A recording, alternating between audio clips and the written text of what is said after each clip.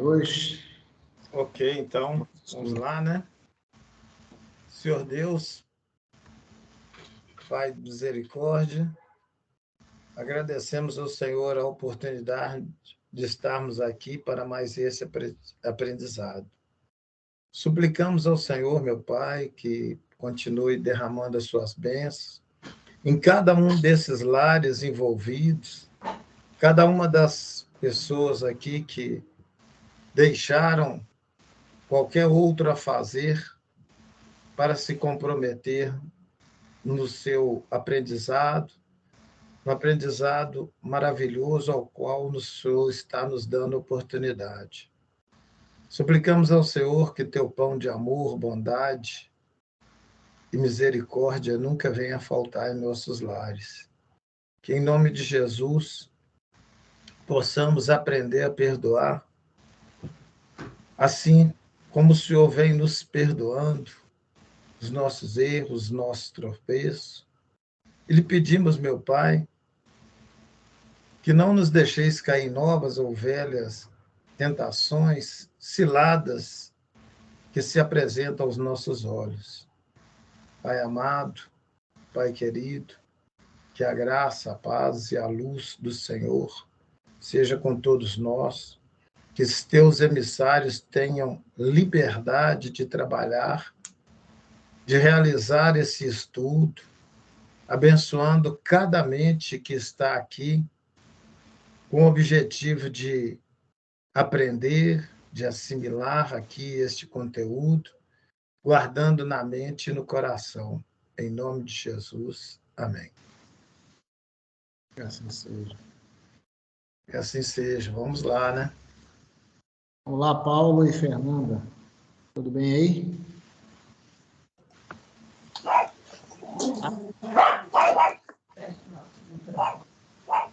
Quem vai dar palestra é esse cachorrinho de hoje? Tem que colocar um tradutor para a gente.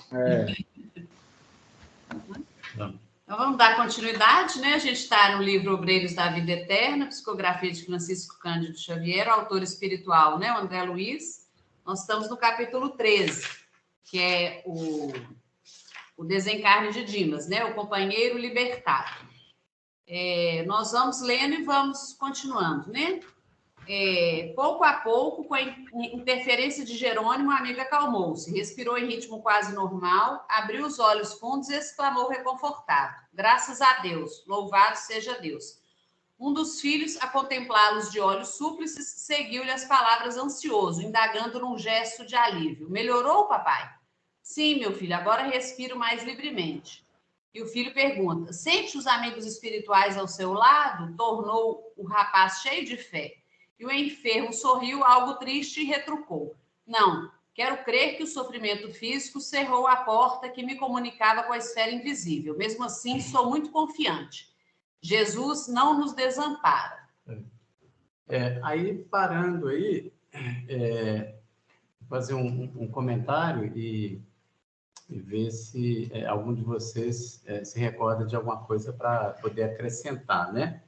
Ele está falando aí que a mediunidade dele foi bloqueada. E ele acredita que o sofrimento físico bloqueou a mediunidade dele, que ele não estava vendo os espíritos, né? Mas eu também vi em outros livros que no desencarne, o desencarnante que estava no processo de desencarne, ele estava vendo os espíritos. E neste caso, que eu me recordo, ele estava vendo, eram espíritos monstruosos, deformados, né? E os espíritos, segundo os próprios espíritos mesmos, eles se apresentavam na condição de perseguidores e de credores dele. Então, me gerou aí essa questão: por que alguns encarnados em processo de desencarne veem os espíritos, né? E outros, no caso dele, não estavam vendo os espíritos, né? Ele acreditava que o sofrimento tinha bloqueado a mediunidade dele. Aí essa é a minha dúvida, se alguém souber explicar, ou se é natural mesmo. Na realidade, um dia antes, o Dimas estava com o pessoal. Eles foram lá para a casa transitória, e na realidade ele não perdeu a mediunidade. Os espíritos é que não estavam mais, né, em razão da energia que estava sendo usada ali para o processo de desencarne dele, estavam economizando na energia, vamos assim dizer. É porque a gente tem uma ideia de que o exercício mediúnico, que não gasta energia, gasta sim. Tanto gasta que a reunião precisa de sustentador.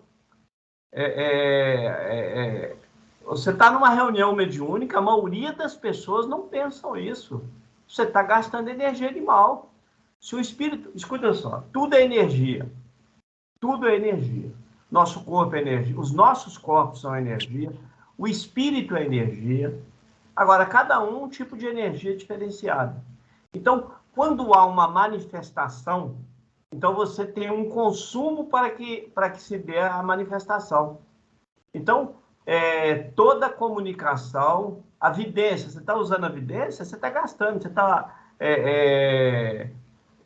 você está saindo de um patamar espiritual para outro. São hierarquias diferentes. Então, ele não perde a mediunidade. Definitivamente não. O que aconteceu aí, a dedução minha é uma economia de energia. Até porque nem precisava mais. Se você vê lá, você vai ver que lá na frente, isso não vai acontecer com outros médiuns.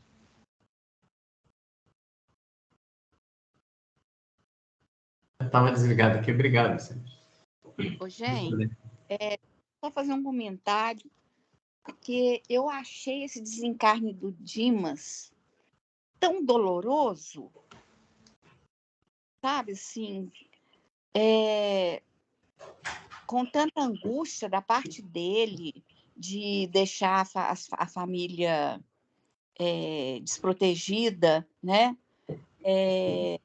E ele era um beneficiário, né? Ele foi, vamos dizer assim, ele estava numa área VIP dos desencarnes, né?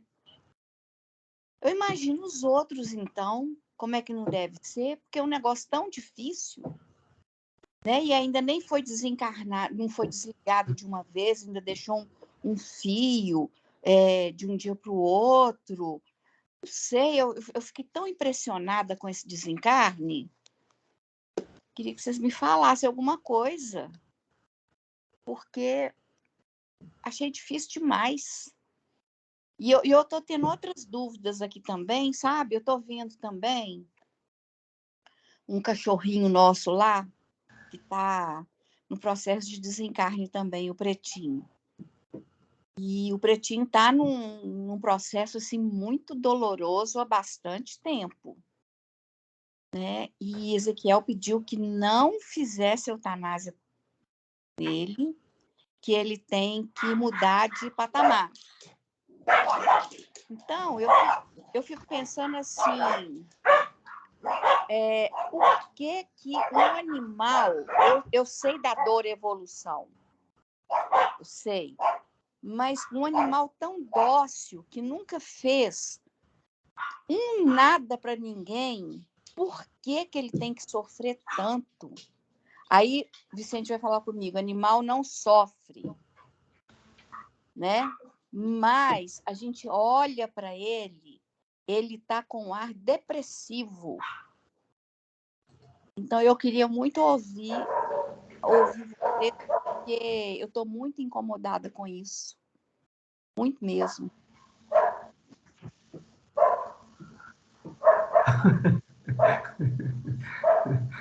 Você quer falar, Fernando e Paulo? Uai, na verdade, o que a gente está aprendendo até com os cachorrinhos da gente, né? Que o sofrimento deles, na verdade, assim, tudo que a gente sente, a gente que está passando para eles, né? As doenças que eles têm são resultado da nossa invigilância, né? Quando a gente tem uma discussão dentro de casa, o ambiente fica ruim e eles adoecem, né? Então, pelo que as poucas vezes que nós tivemos a grata oportunidade de ouvir o Ezequiel falar lá quando a gente levou nossos cachorrinhos, né? que eles não sofrem. Nós estamos olhando para eles, a gente está sofrendo. Porque a gente tem amor, a gente tem carinho, a gente acaba tratando eles até como filhos, né? Chama de pai, chama de mãe. Então, a gente humanizou, inclusive, muito eles, né? A gente tem um amor muito grande. Então, quando você vê né, um ser vivente, até uma planta, quando você vê que ela está morrendo, você sente. Mas a planta ali, ela não está tendo aquele sofrimento que a gente sente. Eu aqui, de tanta água que eu pus, nossa, eu fiquei numa tristeza, mas certamente ela não estava sentindo. Então, eu acredito, eu compreendo da seguinte forma, que a dor o animal sente, né? A gente dá a medicação que alivia e tudo. Mas é um processo natural de evolução de cada ser. Mas a gente sofre infinitamente mais do que o que a gente acredita que eles estão sofrendo. Eu encaro dessa forma. Certo, Ana, mas olha aqui. Por que esse processo é tão... Sabe assim, por que não pode ser sem dor?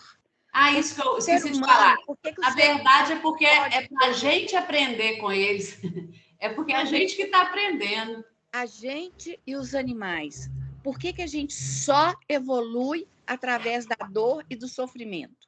Por que uma pessoa não pode evoluir sendo boa, caridosa, praticando todos os ensinamentos de Cristo? Além disso, ainda tem que sofrer? Eu estou meio lançada com isso, sabe? Na verdade, ao meu sofrer. O que me parece, Patrícia, né, que a gente nos estudos vai aprendendo, que muitas vezes, igual você falou, né, a gente está praticando bem, a gente está indo no caminho reto, mas a gente está sofrendo as consequências de uma vida ou várias vidas anteriores, né? Então, essa semeadura que a gente está fazendo agora, de semear o bem, de fazer a caridade, de dedicar-se ao bem do próximo, a gente vai colher em outra existência, né? Mas, Fernanda, se eu for acreditar que a gente está sofrendo em decorrência de coisas que a gente praticou em outras vidas, eu tenho que acreditar que Deus é vingativo, né? Porque eu não posso sofrer por uma coisa que eu nem lembro o que é, né? Se eu estou indo no caminho reto, eu estou falando assim, se eu estou praticando crueldades, etc, etc, etc, eu tenho muita coisa que aprender aqui. Agora, se eu estou indo no caminho reto, se eu estou indo no caminho cristão, por que eu tenho que sofrer para poder aprender mais alguma coisa? É o seguinte, você primeiro tem duas situações no que você está colocando. A primeira é o animal, o cachorrinho que você citou lá, que não deve ser eutanasiado, né? E o curioso é que eu acho que, na maioria das vezes, a pessoa pratica a eutanásia provavelmente em benefício próprio, porque ela não quer ver, na verdade, ela não quer sofrer com o processo do animal. Aí ela vai e eutanasia o animal em benefício próprio, né? Isso, inclusive, se dá até entre a família, né? Desliga os aparelhos lá porque está sofrendo. Não, está sofrendo é o familiar que não quer mais ir lá, já está cansado, já viu que aquilo lá não vai ter um outro fim que não seja a morte do corpo físico, mas como ainda não compreende o processo, a necessidade, né? Aí realmente busca essa solução. Outra é o próprio ser, porque nós chegamos na questão da inteligência, no ser hominal, onde a gente tomou conhecimento da morte, do corpo físico e do processo do nascimento e da morte.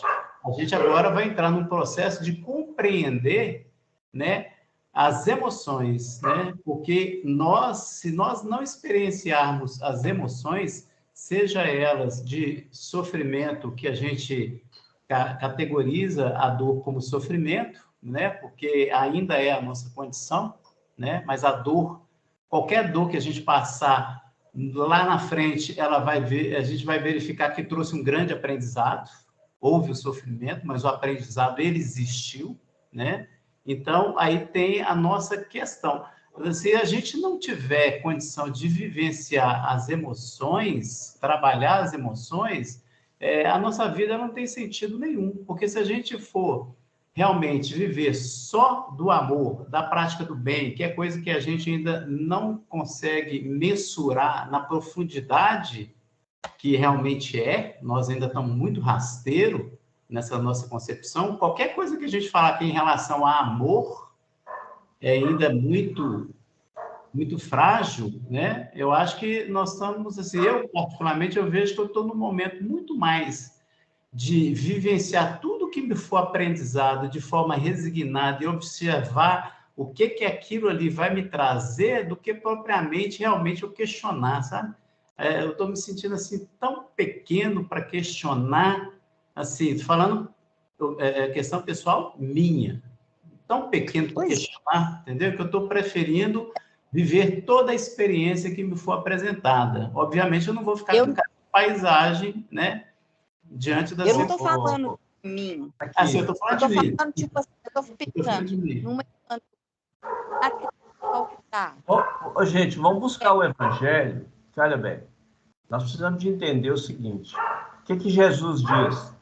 Quando ele é questionado sobre o reino dos céus, ele diz que para entrar no reino dos céus é necessário que nós quitamos ceitil por ceitil.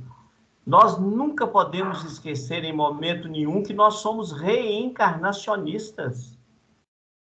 Nós acreditamos nas vidas sucessivas, nós acreditamos que nós já vivemos e renascemos, principalmente na condição hominal, em razão dos milhares de anos que nós já moramos aqui. Se a gente calcular, e em média, hoje não existe uma média definida pelo mundo espiritual, mas fala-se em 100 anos. Então, se nós vivermos 10 mil anos, vamos julgar 10 mil anos aí, quantas encarnações nós já revivemos na Terra? Agora, olha que interessante. Hoje nós estamos tendo uma visão diferenciada da vida. É nessa encarnação. Se a gente pegar as histórias que o André Luiz traz, né? Aqui mesmo você tem o Hilário contando a história da vida dele, o André Luiz contando a história da vida dele, né? E muitos outros, né? O que acontece? Gente, nós ainda não somos bons, não. Nós estamos fazendo ainda um curso para a bondade lá na frente, para a caridade. Nós ainda vivemos numa situação de débito e crédito. Então, eu com toda sinceridade, eu nem de amor eu falo. Agora, olha para você ver. Dizem os espíritos que numa encarnação, nós, para aqueles, não é nós, para aqueles que já têm um certo conhecimento espiritual, não estou falando de conhecimento religioso, mas aquele que traz no seu arcabouço a visão do Cristo, ele consegue, numa encarnação, às vezes, quitar com a consciência dele, às vezes, 1%. Agora, imagina, eu estou falando de gente, de pessoas que já têm uma bagagem. Nós ainda estamos numa situação, olha para você ver, nós ainda falamos de sofrimento, e nós vemos o sofrimento, diz o Ezequiel que a questão do sofrimento nosso é porque nós fazemos cálculo matemático. Então, a gente mede qual que é a minha capacidade de suportar uma dor, e eu faço essa mesma medida no animal, em alguém com quem eu convivo, né? Quantas pessoas, às vezes, estão internadas lá no hospital? Às vezes, a pessoa está com uma situação assim, que o ideal seria realmente o retorno dela ao plano espiritual, e a família continua segurando, dando vida, porque não quer que ele morra. Por quê? Porque nós ainda somos muito egoístas, somos ainda muito materialistas, somos apegados extremamente, não tem jeito de falar que não somos, não, somos. Agora, nós estamos aqui fazendo esse curso para quê? É para trabalhar. Não é que nós vamos numa semana nós vamos resolver tudo, não. É gradativamente, é tijolo por tijolo. Então, é um trabalho lento. Nós estamos fazendo o curso do bem aqui agora, né? Então, assim, e a gente não pode esquecer que a Terra é mundo expiativo. Aqui não é mundo de regeneração ainda não. Por tudo que nós vemos aí, né? Nós estamos vivendo o século XXI e ainda ouvindo de guerras, guerras por causa de um pedaço de terra, que, aliás, a maioria das guerras que acontecem aqui é por causa de pedaço de terra, terra que fica aqui, que não é de ninguém. Então, aí você vê o egoísmo, por causa de uma guerra se gasta trilhões, mas por causa da guerra da fome não se gasta milhões. Está lá os nossos irmãos lá na África que morrem por fome. Quantas pessoas morrem por falta de um remédio, de um medicamento? Mas não, se for para a guerra, Estados Unidos, ele joga dinheiro aí, trilhões, mas para comer, para matar a fome dos outros, não. Mas para matar os outros, sim. Então, nós queremos um mundo que, infelizmente, nós estamos vivendo ainda no meio das energias que nós alimentamos com ela. Se tudo que nós temos aprendido, né, que nós somos geradores de energia e que nós vivemos o reflexo de nossas próprias criações, eu não tenho dúvida nenhuma de que nós ainda estamos numa posição muito especial. Quando a Patrícia cita aí que o desencarne do Dimas é um desencarne muito sofrido, principalmente para ele que exerceu a mediunidade e tudo mais,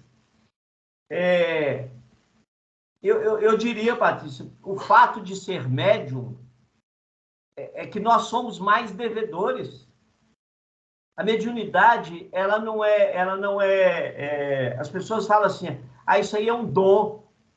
Não, dom é conquista. Dom é conquista. Deus não dá dom. Os dons que Deus já tinha que dar, já deu. O dom da fala, o dom da visão, isso ele já deu. O resto é conquista, é trabalho, é esforço. E na mediunidade, nós estamos trabalhando mediunicamente para nós quitarmos dívida.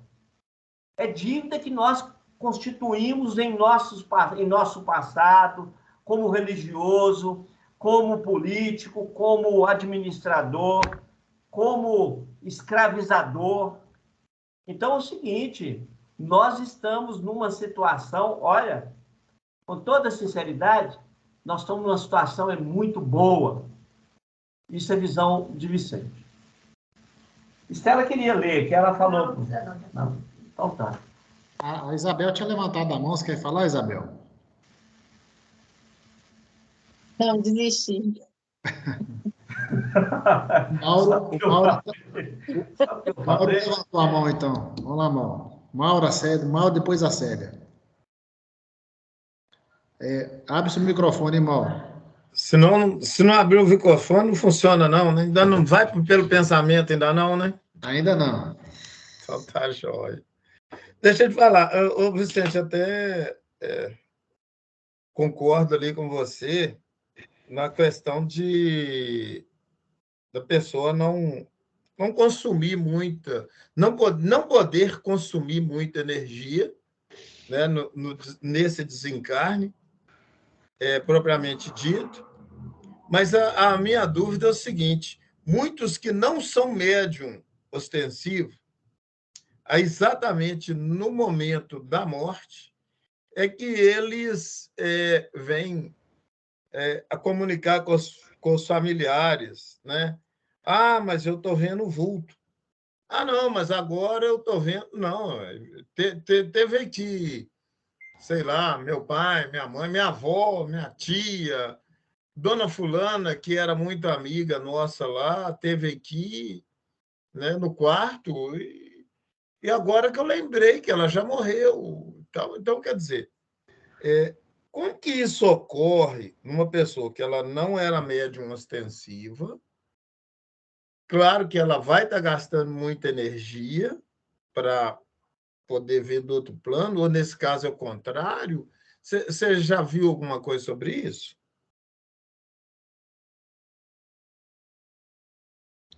Tá mudo, Vicente, seu negócio. Pergunta de Kardec.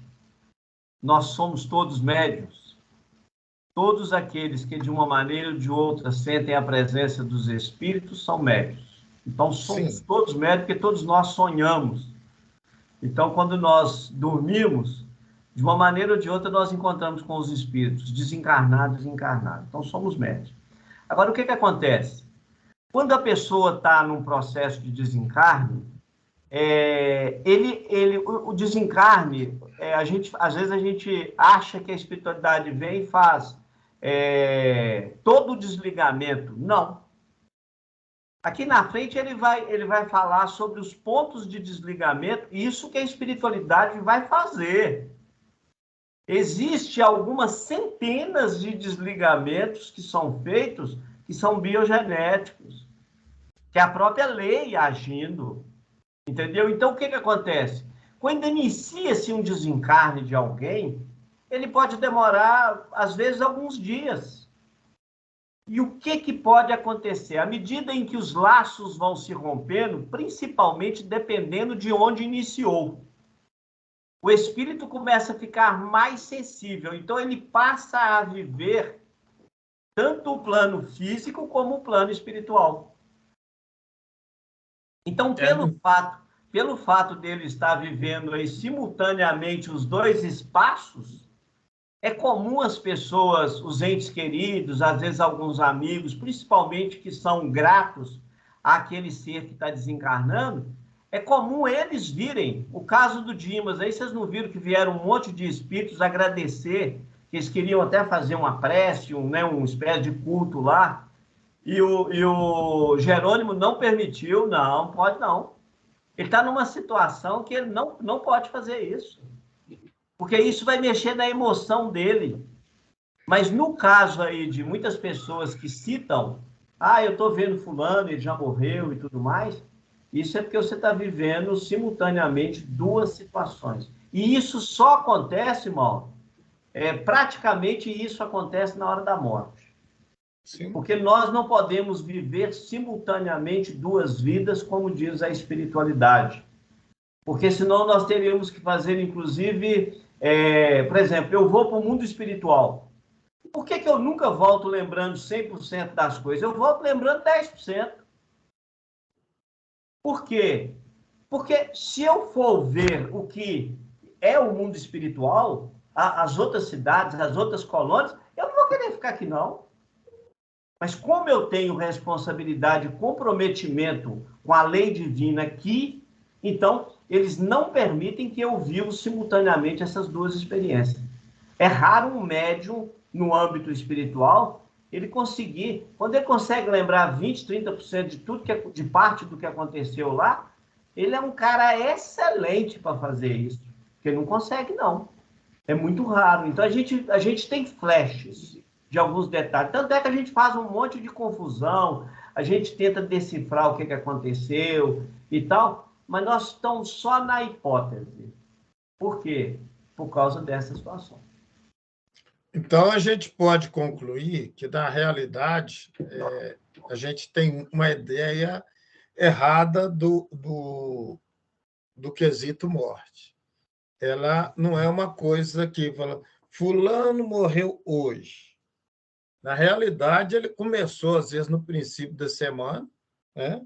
O processo de desligamento começou ali no princípio da semana, e depois, pelo que eu entendi ali, depois da morte, ainda tem laços fluídicos que vão terminando, né?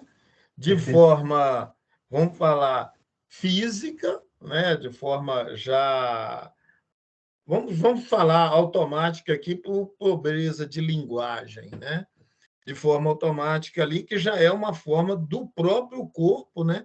À medida que ele vai cessando as funções, ele vai eliminando os últimos pontos de ligação. Então, é um processo que, às vezes, a gente fala assim, o fulano morreu hoje, mas nada, ele começou no princípio da semana, foi começando, e ainda vai passar ali até umas 72 horas, me parece, um processo de desligamento. É isso? Eu acho, aqui em casa, Mauro, quando o meu pai estava aqui, ele morreu aqui na minha casa. Eu senti que o processo dele começou uma semana antes dele morrer. Mas ele eu acho que quando está nesse processo da morte, eles começam a ver os parentes. Aí vai o avô, meu avô veio visitar, que ele falou, papai teve aqui.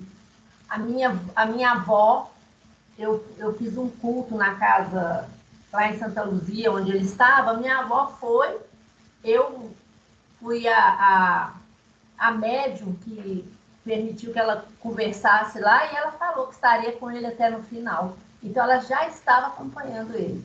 E minha mãe, pela mesma forma. Então, eu acredito que quando começa esses laços, alguns laços a serem desligados, eles ficam mais propensos até essas visões, a ver o plano espiritual. Mas não é uma coisa constante, é uma coisa rápida. A Dona Higina, essa senhora que eu estou com a cachorrinha dela, da mesma forma, eu fui, quando eu cheguei no hospital, ela falou que o marido dela tinha ido lá visitar ela, mas ela não viu ele ir embora. Então, assim, eu acho que os, vamos dizer assim, aqueles que estão ligados, né, ao coração, através do amor, igual mãe, pai, ou parentes mais ligados, eles vão querer estar ali perto, né, naquele momento derradeiro. Sim. Eu acredito nisso. A Ana levantou a mão, você quer falar, Ana? Não, é só porque eu estava pensando nisso que o Vicente estava... no que o Vicente estava falando, mas eu não entendo que a pessoa está, entre aspas, vivendo entre os dois planos, mas eu entendo que à medida que ela está desencarnando, que ela está se desprendendo do corpo, esse véu que fica entre os dois planos, ele vai ficando meio denso. Então, eu entendi até então que é isso que as pessoas começavam a ver, né? Porque estava se afastando um pouco mais dessa matéria densa que é o corpo, não? Mais alguém? Não, né? Então, pode continuar aí, o Fernando. Aí ele fixou a companheira, né, e disse, né, que todos nós experimentaremos a solidão nos grandes momentos de aferir valores espirituais. Estou convencido de que os nossos guias do plano superior não me olvidarão as necessidades. Entretanto, não devo esperar que tomem cuidado permanente comigo. Então, Bom, aí essa questão de solidão para aferir valores espirituais, né? Eu, pelo menos assim, eu tenho percebido ela não nesse ponto que ele está colocando aí, que é do desencarne, né? Ele está se referindo a esse momento do desencarne, que ele está aferindo valores espirituais, porque é o processo solitário, né, do desligamento. Mas, assim, falando de mim, e estendendo um pouquinho para a Fernanda, né, que hoje, nesse grupo que a gente está, se a gente for olhar quando a gente chegou na casa, a gente vai percebendo que a gente vai mudando realmente a vida. Então, a gente muda o grupo de convívio, muda os hábitos, automaticamente, para que isso aconteça também, você tem que mudar a sua percepção dos valores que você tinha para esses novos que estão sendo te apresentados, né? E aí você começa a trilhar um processo de solidão mesmo, né? Ou pelo menos intermediário, né? A gente estava só, agora começa a conviver com outras pessoas que já afinizam, que nós nos afinizamos com vocês, né? Porque vocês já estão aí há mais tempo do que nós, né? E aí eu me recordo de uma fala do Ezequiel, falando que, tipo assim, nós alegamos solidão para não seguir Jesus, temos medo de viver, temos medo de morrer, e ao mesmo tempo também fala que a gente alega também a solidão, né? Que a gente não quer viver esse momento, assim, entre aspas, solitário, né? Para poder aferir, né? Esses valores espirituais, né? Aí, se alguém tiver alguma coisa a comentar sobre isso, porque essa frase dele aí, essa reflexão dele, né, me chamou bastante atenção. Na verdade, o que eu penso, né, dessa, entre aspas, solidão, né, você vai aferindo seus valores e você vai selecionando as novas trajetórias, né? Então, nesse transcurso, você elimina determinadas amizades, determinados ambientes, e, na verdade, a evolução é solitária, né, porque ela é individual. ela, mesmo nós dois estamos estudando juntos, mas a gente não vai evoluir juntos, né? Então, ela é solitária mesmo. Eu acho que a evolução em si, ela é solitária. É porque, na realidade, o desencarne é algo pessoal, é algo muito íntimo. E a questão, até o que está acontecendo com o Dimas aqui, que se a família ficar por perto, eles vão fazer ele sofrer mais ainda. Por quê? Porque não é a questão do virar e falar assim, ô papai, não morre, ô meu bem, não morre, fica aqui comigo. Mesmo você não falando, você sente. Olha para você ver, às vezes a gente vai visitar alguém que está no hospital, o que a grande maioria de nós fazemos? Meu Deus, ajuda meu irmão, ajuda meu filho, ajuda minha esposa, né? Ou seja, o fato de eu já estar pedindo Deus é porque eu não quero que aquela pessoa desencarne, eu quero que ela melhore. Então eu já estou gerando indiretamente energia para manter ela viva. Então, esse momento do desencarne, ali está, como diz, tá tudo certo que o Dimas vai desencarnar, né? Já iniciou todo o processo, ninguém recebeu nenhuma comunicação do mundo superior para paralisar isso. Então, já iniciou o processo de desencarne dele. Então, quando ele fala da solidão, ele está falando o seguinte, é um momento muito íntimo. Por quê? É um momento em que você vai fazer uma reflexão, uma retrospectiva de sua vida. Ele citou aí, o Dimas fez uma... Ele volta mais na frente, ele vai falar que ele vai lembrar da mãe, do colo, né? De todo o processo da vida dele. Então, quando você faz um retorno ao seu passado, pegando lá desde sua infância até os dias atuais, o que está acontecendo? Indiretamente você está sofrendo, porque você está voltando ao passado.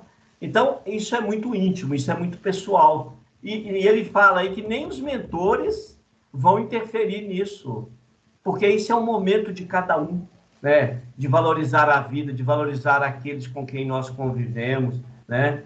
E por que a Igreja Católica tem a ideia de que se você, na hora da morte, se você arrepender sinceramente de todos os pecados que você cometeu, arrepender sinceramente, o que acontece? Dizem eles que você recebe o perdão de Deus. Isso faz um certo sentido. É claro que, como reencarnacionista, o fato só de eu virar e falar assim, oh, meu Deus, me perdoa, não quer dizer que a minha dívida com a minha consciência ou com a lei está resolvida, não. Não funciona assim, não. Mas faz algum sentido até para a minha melhora espiritual.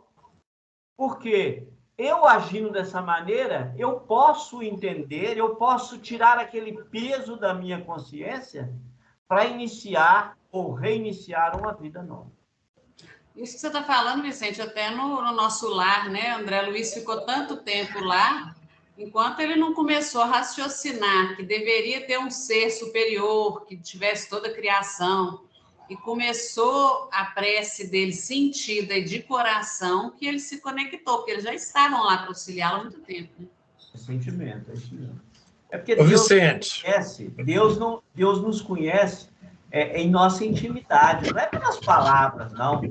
Olha para você ver, está lá escrito na Bíblia, né? Nem todo aquele que diz Senhor, Senhor entrará no reino dos céus, mas aquele que faz a vontade de meu Pai que está nos céus. Palavras de Jesus. Então, olha para você ver. E as pessoas acham que pela quantidade de vezes que elas vão dizer Senhor, Senhor, né, em relação a Deus, que vai resolver o problema. O fato de eu louvar não quer dizer que eu vou tirar o peso ou as pedras do meu caminho, até porque, olha bem, é isso que a gente precisa de entender. Gente, nós estamos vivendo o reflexo de nossas vidas. Nós estamos, na atualidade, construindo já a nossa encarnação futura. Porque o que acontece? Olha bem, nós somos espíritas. O que nós aprendemos?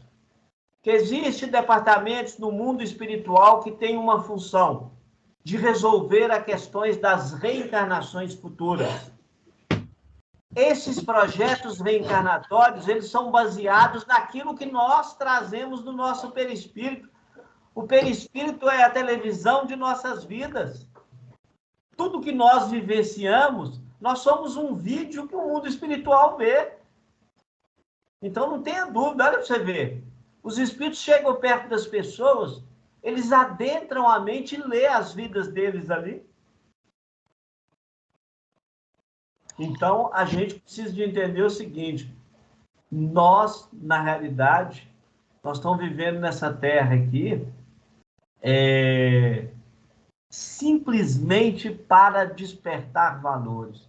Eu ultimamente, eu já nem estou falando mais de amor, porque eu acho que se o amor é a síntese de todas as virtudes que nós conhecemos, é dedução minha, o amor é a síntese de todo o conjunto de virtude. E essas virtudes, elas são chamadas por Jesus de ferramentas. E nós, às vezes, ainda não estamos usando essas ferramentas. Quantas vezes nós julgamos? E não é julgando o ato de ninguém, não, é julgando Deus. Quando eu deixo de aceitar uma coisa que eu, como espírita, acredito que é divina, que eu, inclusive, me revolto com Deus ou com o mundo espiritual porque aconteceu alguma coisa, eu estou querendo ser Deus. Eu estou querendo dizer que Deus errou. Porque o mundo espiritual não faz nada, o mundo espiritual superior não faz nada que venha ferir a lei. Tudo que eles fazem é no sentido de não ferir a lei. Então, eu estou querendo ser mais do que o mundo espiritual superior. Por isso é que eu vou sofrer, eu fico revoltado e vou sofrer. A Isabel levantou a mão, quer falar, Isabel? Depois o Mauro. É porque é o seguinte, eu sei que é desconhecimento puro, mas é porque assim, eu vou voltar sempre nesse questionamento. É a mesma coisa que a Patrícia falou, eu sempre me questiono. Tudo bem, nós estamos aqui para despertar valores, estamos aqui para aprender a amar. Né? Nós vivemos o reflexo de nossas vidas passadas, nós temos dívidas com a lei e com a nossa consciência. Mas, na verdade, eu acho que essa dívida é mais com a lei do que propriamente com a nossa consciência. Por quê? Sua voz está sumendo, Isabel. Sua voz está muito abafada.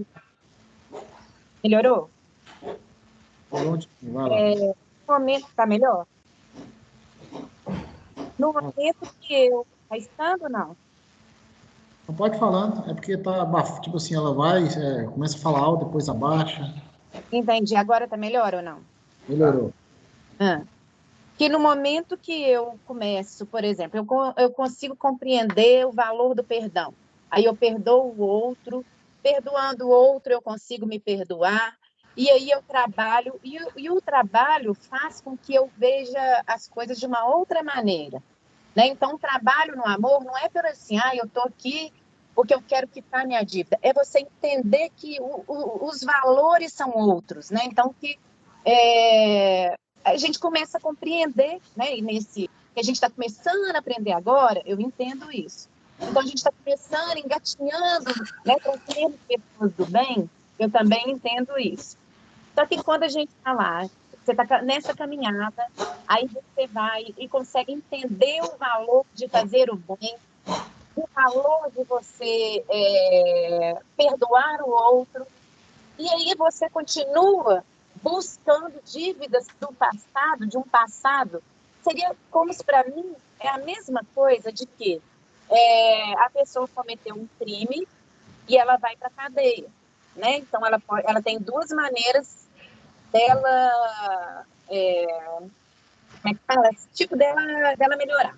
Ou ela vai ser presa e vai aprender, porque ela foi presa, ou ela pode fazer trabalhos na comunidade e, a partir dali, despertar o amor. Para mim, isso tem muito mais valor do que ela ficar numa prisão lá, no meio de 30 pessoas, junto com 30 pessoas, sofrendo. Entenderam o que eu estou querendo dizer? Então, para mim, fica sempre difícil de eu entender, eu sei que é uma dificuldade minha, de eu entender essa questão mesmo do sofrimento, da dor, né? Porque, assim, por que então, se a gente vai estar lá, você está caminhando, você está indo para o bem, fazendo as coisas, já compreendeu um monte de coisa, e ainda assim você tem que passar por sofrimento, por dores, que às vezes não foi você que escolheu. Tanto que fala lá, né? A espiritualidade às vezes sabe o que é melhor para a gente não é gente, porque por nós, às vezes a gente pensa assim, eu não daria conta, mas eles acham que a gente daria conta, então a gente, entenderam o que eu estou querendo dizer? Então, por exemplo, você não quer nascer, mas você tem lá a reencarnação compulsória. Você não está escolhendo, mas você é obrigado porque você tem que aprender. Então, ainda assim, eu sei que a gente tem aprendizados que é mais ou menos assim, é quase que obrigado a ser daquela maneira para que a gente tenha algum aprendizado. Então, isso para mim é difícil, porque eu já entendi o outro perdão. É como se isso não fizesse sentido. Então, eu tenho que o tempo todo ficar voltando no passado, nos erros do que o outro fez comigo, ou do que eu fiz com o outro, sendo que eu já compreendi que daqui para frente eu tenho que ser diferente. Então, não deveria ser assim, olha, o que você fez para o passado não interessa daqui para frente. Então, se daqui para frente eu vou e erro de novo, aí tudo bem, é porque eu não aprendi, entenderam? Mas Isabel, o que eu vejo é o seguinte, igual a gente já escutou lá do próprio Joseph, né, do próprio Ezequiel várias vezes, que a dor é divina. E a gente, por exemplo, a gente pode fazer aqui uma analogia da dor física do corpo. Você se cortar a sua mão, ou colocar ela no fogo, dói, você tira imediatamente, você tira a mão para não se queimar. Sem essa dor, nós nos destruiríamos. Do corpo físico falando, né? Então, se a gente fizer isso, por exemplo, fizer uma analogia, talvez com o espírito, acho que a dor é como se fosse um aguilhão que nos direciona para o caminho correto. Se você fizer alguma coisa que fere a lei, vem a dor para te lembrar que ali não é o caminho correto. Eu entendo a necessidade dela, da dor dessa maneira, mas tem algumas dores que eu fico assim, eu me questiono o tempo todo, você entendeu? Isabel, deixa eu te falar uma coisa. Você falou aí da lei divina e você falou da consciência. O que é a lei divina? O que é a consciência? A consciência é um conjunto de leis divinas que estão impressas na sua mente. E de acordo com a sua capacidade de interpretação, de entendimento, a sua consciência é que te cobra. Do jeito que você está falando e que muitos companheiros falam aqui sobre dor, que eu acho que até hoje ninguém entendeu o que é dor. Com toda sinceridade, o que dá a entender é isso. Você, quando se fala de dor aqui, está pensando, lembra da dor de cabeça, lembra da dor no pé, lembra do reumatismo, do câncer, mas ninguém ainda entendeu o que é dor. Com toda sinceridade, é o que dá a interpretar, é isso. Ninguém entendeu. Dor moral. Dor moral. Porque, na realidade, o que vocês estão... Até se falar em dor moral, a gente precisa de realmente entender o que significa dor. E eu acho que a maioria ainda não interpretou bem o que é a dor. Porque, da maneira que se coloca no entendimento humano de dor, aí nós estamos criando uma situação seguinte. Eu sou pai, Estela é mãe, meu filho está com uma dor, eu tenho que resolver essa dor. Então, nós estamos transferindo para Deus uma condição humanizada. Razão porque nós ainda não entendemos o que é dor. Olha para você ver. Você diz assim, eu tenho que quitar com a lei. Então, fica parecendo o seguinte, que alguém, em nome da lei, vem um oficial de justiça aqui e fala, você está devendo tanto. Não. Como que funciona isso? É a sua consciência que vai te cobrar. Você esqueceu de todas as suas vidas passadas nesse exato momento. Esqueceu. Esquecer não é apagar. Eu escutei isso do Ezequiel recentemente.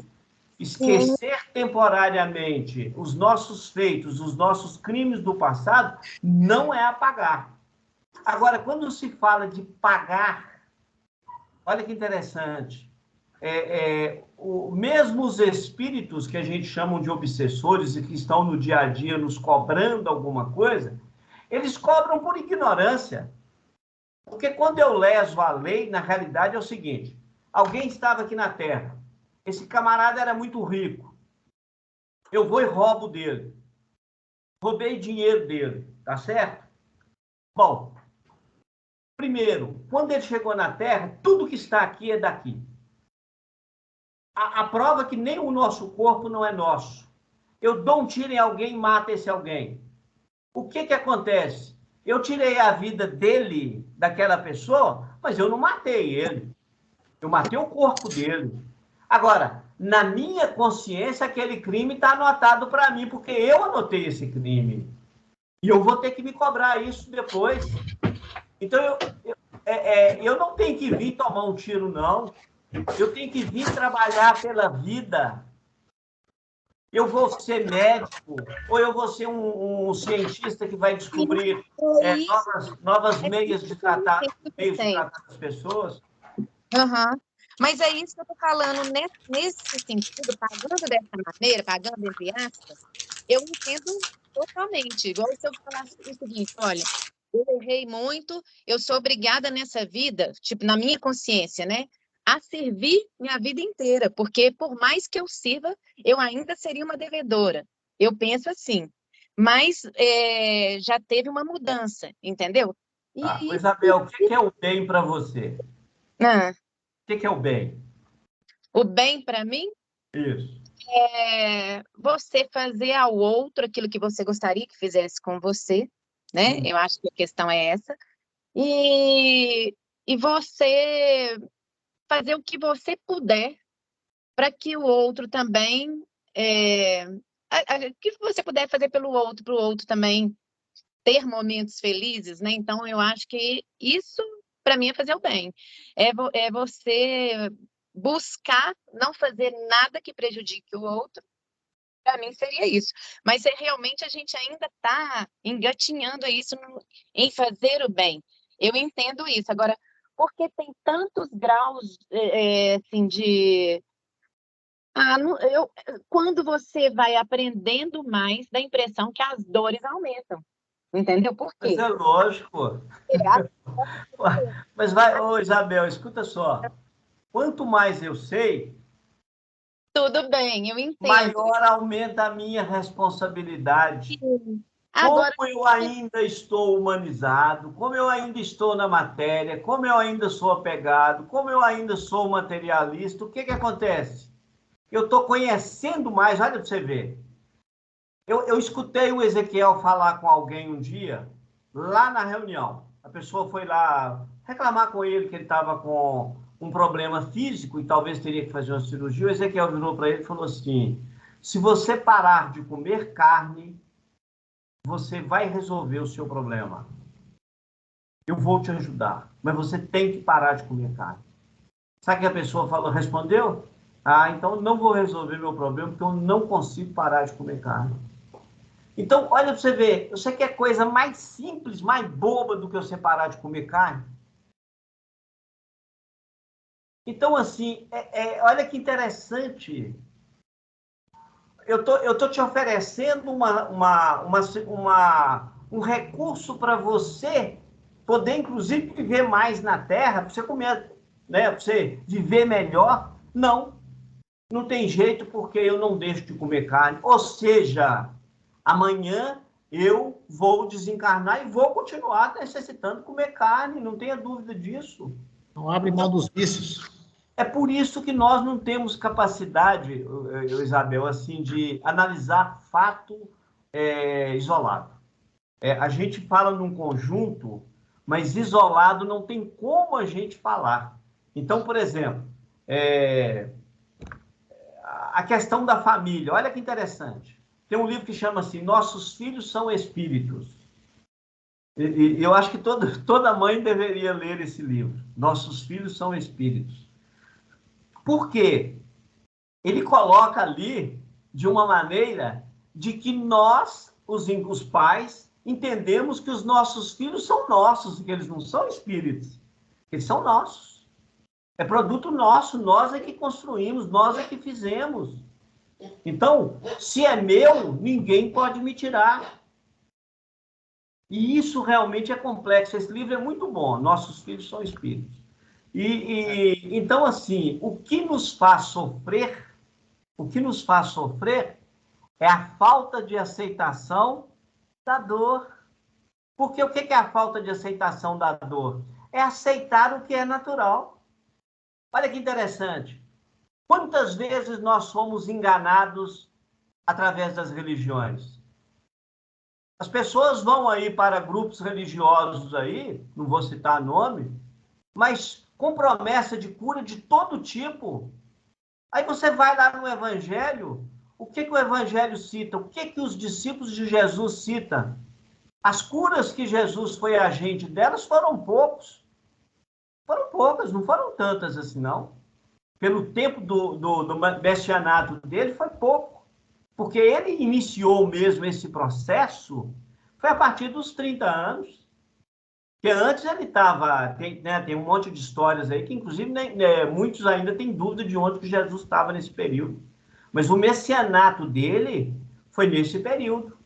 Então, olha para você ver, se ele, que é o governador do planeta, ele esteve aqui, e ele, pelo que a gente percebe, ele teve sim, inclusive ele provou para os discípulos que ele poderia agir nas células, tanto é que a sogra de Pedro vivia em cima de uma cama, ele cura ela temporariamente, ela vai lá, faz comida, faz café, faz tudo para ele, serve, depois deita e volta para a cama e deita.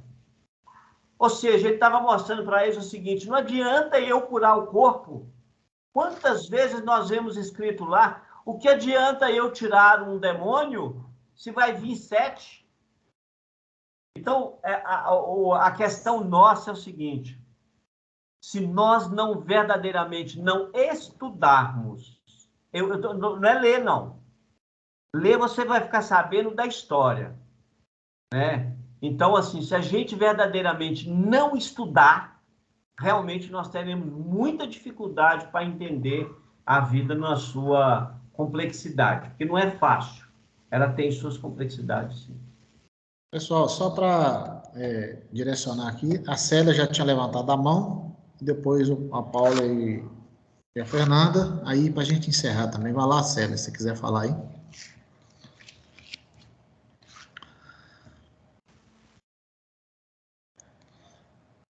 Célia? Oi. Vamos lá. Oi. Pode falar. Tem muita coisa para falar. Vamos traçar à frente. Primeiro, o processo da dor é o seguinte: fisicamente, quando você está fazendo alguma coisa errada com o seu organismo, ele emite um sinal para você que é a dor. Então, está falando para você, você está lesando tal órgão, então toma cuidado, porque senão vai virar uma enfermidade. Então, você tem dor.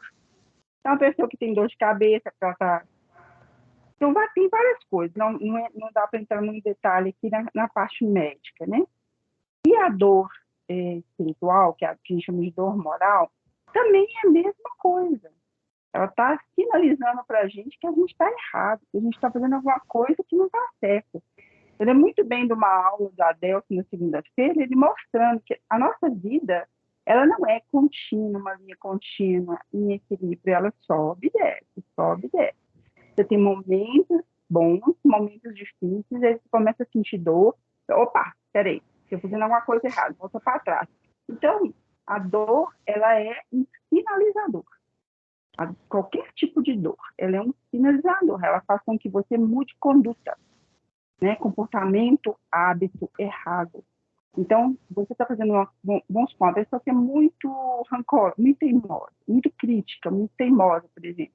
Ela faz as coisas por teimosia, pirraça. Que relacionamento que a pessoa vai ter, né?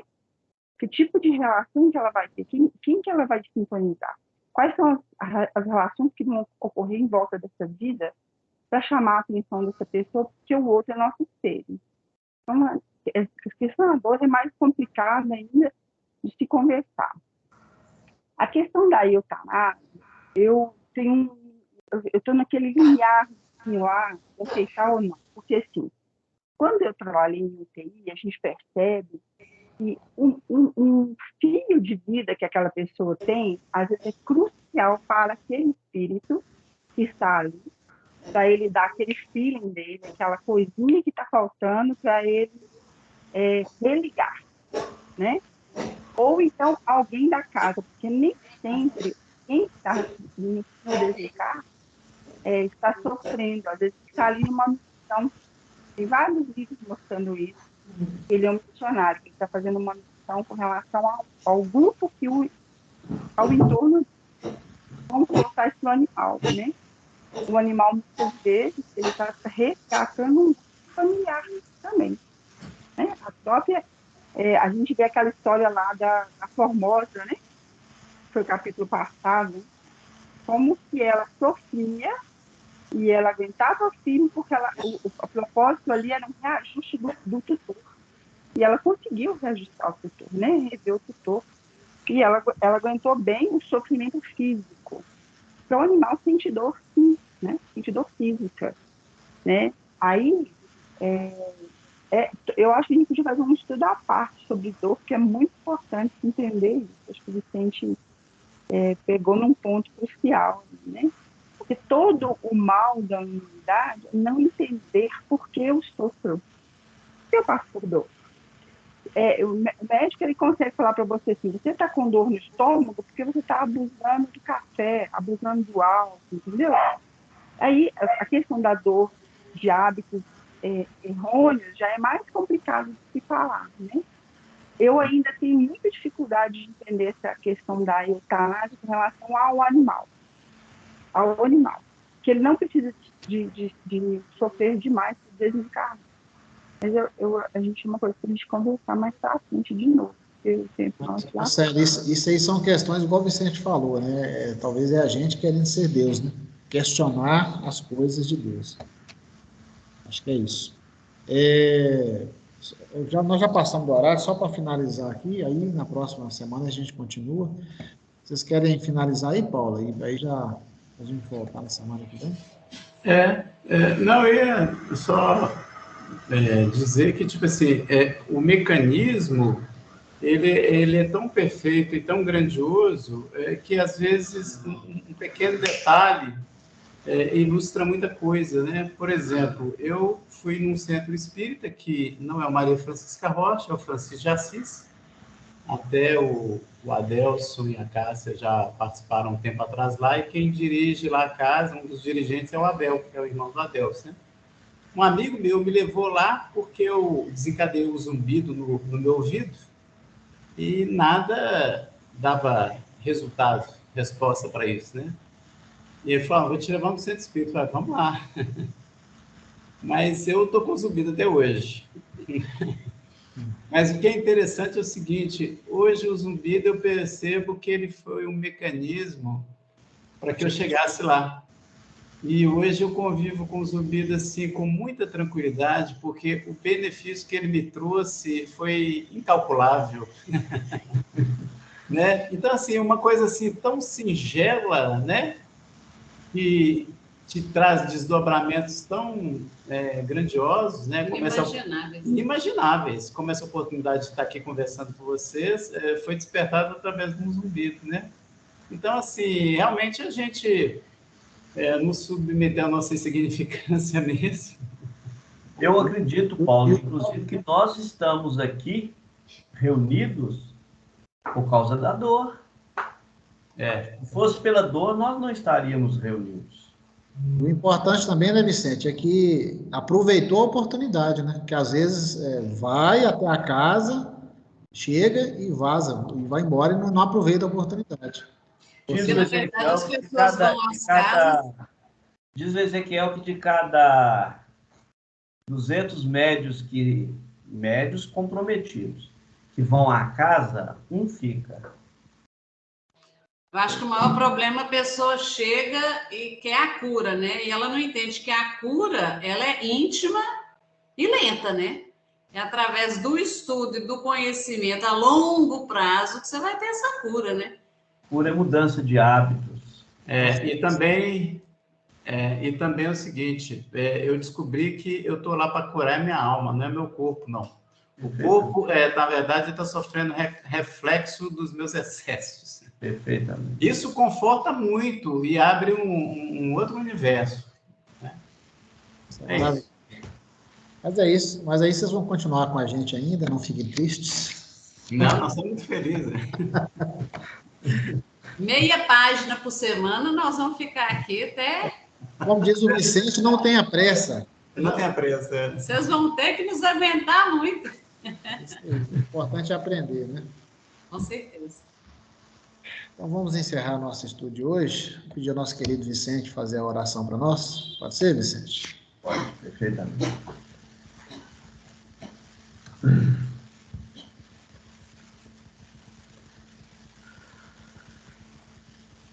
Jesus, irmão mais velho, companheiro de tantos momentos, condutor de ovelhas perdidas como nós, que ainda buscamos um ponto seguro para podermos nos ali manter, nos permanecermos, porque já pelo menos sonhamos de retornar ao nosso aprisco.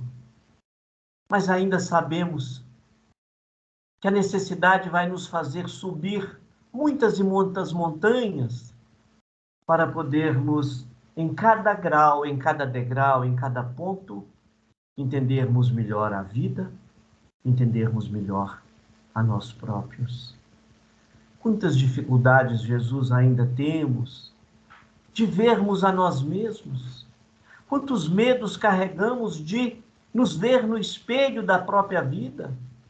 Não queremos e não queremos definitivamente ver quem fomos, quem somos, porque temos vergonha de tudo aquilo que já cometemos em um passado que reflete em nossas vidas, nos trazendo os conceitos, os preconceitos, os medos, as emoções desequilibradas, as depressões. E por tudo isso, quase sempre nós estamos fugindo. E fugindo da luz, nós vamos continuar ainda andando pela escuridão. E na escuridão estamos perdidos, sem rumo, e não temos suas pegadas para seguir. E é por isso que nós, mais uma vez, te clamamos, Jesus, não esqueça de nós.